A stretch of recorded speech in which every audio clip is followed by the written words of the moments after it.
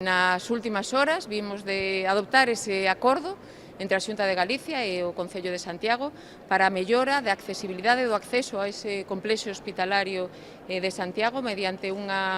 proxecto precisamente de interés autonómico que sea, por suposto, que conte co visto e prace das dúas administracións, tanto a Xunta de Galicia como o Concello. Tamén temos como obxectivo habilitar nun primeiro momento ese aparcadoiro tan necesario que é dentro do espacio do hospital, do espacio do complexo hospitalario.